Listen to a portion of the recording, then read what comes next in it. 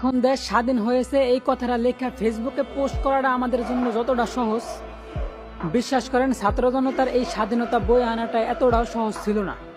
পুলিশের গুলির আওয়াজে দরজা বন্ধ করে ঘরের মধ্যে বসে থাকাটা আমাদের জন্য যতটা সহজ ছিল, বিশ্বাস করেন রাজপথে থাইকা নিজের অধিকারের দাবিতে জীবন দেওয়াটা ছাত্র ভাইদের জন্য এতটাও সহজ ছিল না।